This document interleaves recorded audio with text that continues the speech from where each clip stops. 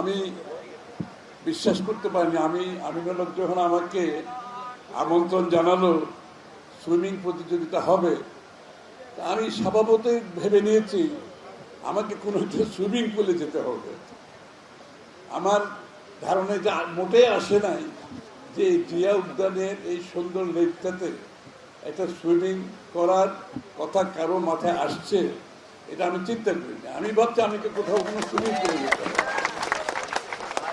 এটা হচ্ছে রাজনীতিতে এখন ভীষণ থাকতে হবে, দূরদৃষ্টি থাকতে হবে। ওই গদবাঁধা রাজনীতি এখন আর চলবে না।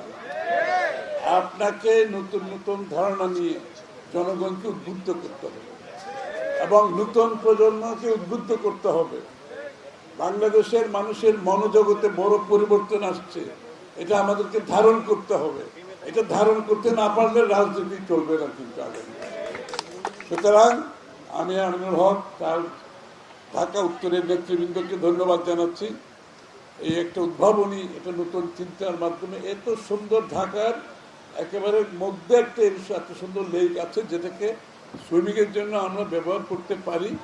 এবং এই লেকের মাধ্যমে আমি যেটা আমিনুল বলেছে, আমি বলছি শিশুদেরও একটা কম্পিটিশন করো, প্রতিযোগিতা করো।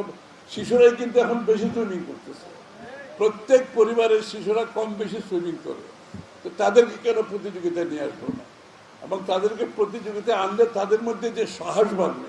সুইমিং পুলে সুইম করা আর এত বড় একটা লেকে সাঁতরানোর মধ্যে অনেক বিশাল ব্যবধান আছে। সুতরাং এই যে তাদের এখানে সুইম করার পরে তাদের সুইমিংয়ের প্রতি যে আগ্রহ হবে এবং আগামীতে বাংলাদেশ ব্যাপী, আমাদের এশিয়া ব্যাপী, বিশ্বব্যাপী যে সুইমিংয়ে অংশগ্রহণ করার যে বিষয়টা তাদের মনে, সেই আগ্রহটা জাগবে, সেই সাহসটা আসবে তাদের মনে। সুতরাং আমরা এই সুইমিং পুল জিয়া উদ্যানের পাশে সৌভাগ্যবশত এমন একটি সুন্দর জায়গায়, জিয়া এখানে শুয়ে আছেন, আমাদের সুইমিং পুল এখানে, কি সুন্দর উদ্যান বাগান চারিদিকে, এর থেকে ভালো পরিবেশে সুইমিং করার। আমি নিশ্চিত আমিনুল হকের নেতৃত্বে এই সুইমিং পুলকে আমরা পুরোপুরিভাবে প্রফেশনাল সুইমিং পুল হিসেবে সুইমিংয়ের জায়গা হিসেবে ব্যবহার করতে পারি। দ্বিতীয় কথা হচ্ছে তারেক রহমান সাহেব যে স্পোর্টসের প্রতি ওনার পরিবারের যে আগ্রহ, সেটা আপনারা সবাই জানেন। এবং এইগুলো হচ্ছে আমরা এখন এই কাজগুলো করছি সুইমিংয়ে, cricket tournament, football tournament, swimming, এগুলো হচ্ছে মাত্র শুরু। এবং তারেক রহমান সাহেবের আগামী দিনে স্পোর্টসকে নিয়ে যে যে স্বপ্ন উনি দেখছেন, এটা হয়তো অনেকে বুঝতে পারছেন না। বাংলাদেশের প্রত্যেকটি অঞ্চলে উনি স্পোর্টস সেন্টার করার জন্য সিদ্ধান্ত নিয়েছেন, প্রত্যেকটি অঞ্চলে।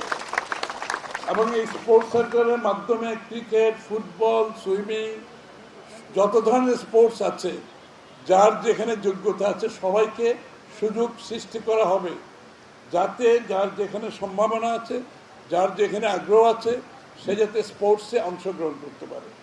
আমাদের দেশে আমরা রাজনীতিকে গণতন্ত্রের কথা বলি, কিন্তু স্পোর্টসকে তো গণতন্ত্রের কথা কেউ বলি না। স্পোর্টসকে গণতন্ত্রায়ন করতে হবে। বাংলাদেশের প্রত্যেকটি মানুষ যাতে স্পোর্টসে অংশগ্রহণ করার সুযোগ থাকে, তার জন্য স্পোর্টসকে গণতন্ত্রায়ন করতে হবে। এবং এই একটি নতুন বাংলাদেশ গড়ার যে প্রত্যয় আমরা নিয়েছি, ইনশাআল্লাহ এখানে রাজনীতিকে গণতন্ত্রায়ন করা হবে, এখানে অর্থনীতিকে গণতন্ত্রায়ন করা হবে, যে অর্থনীতিতে সকলে অংশগ্রহণ করতে পারবে, সকল বাংলাদেশের মানুষ বাংলাদেশের উন্নয়ন অর্থনীতি গ্রহণ করতে পারবে। স্পোর্টসকেও গণতন্ত্রায়ন করতে হবে যাতে বাংলাদেশের প্রত্যেকটি মানুষ সেই সুযোগ পায়। তারেক রহমান সাহেব সিদ্ধান্ত নিয়েছেন। একটা জিনিস মাথায় রাখতে হবে, আপনি দেশ হিসাবে অর্থনৈতিকভাবে উন্নয়ন হয়েছে, আপনার রাজনৈতিকভাবে আমরা গণতন্ত্রায়ন করতে পারবো ইনশাআল্লাহ। স্পোর্টস কিন্তু একটা গুরুত্বপূর্ণ একটা দেশের ভাবমূর্তির জন্য। আপনি দেখেছেন বিশ্বের বিভিন্ন দেশ স্পোর্টসের মাধ্যমে কিন্তু তাদের বিশ্ব পরিচিতি হয়েছে, স্পোর্টসের মাধ্যমে তাদের ভাবমূর্তি উজ্জ্বল হয়েছে। স্পোর্টস হচ্ছে সফট পাওয়ারের একটা অংশ। সফট পাওয়ার হচ্ছে এমন একটা জিনিস যে সফট পাওয়ারের মাধ্যমে আপনার দেশকে আপনি তুলে ধরতে পারেন। আপনাকে বড় দেশ হতে হয় না, আপনাকে মিলিটারিভাবে শক্তিশালী হতে হয় না, স্পোর্টসের মাধ্যমে আপনার ভাবমূর্তি আপনি অনেক উজ্জ্বল করতে পারেন। আমরা ইনশাআল্লাহ সেদিকে যাব আগামী দিনে। আমি বক্তব্য দীর্ঘায়িত করতে পারছি না এই কারণে আমার আরেকটি অনুষ্ঠান যেতে হচ্ছে, সবাই অপেক্ষা করছে সেখানে।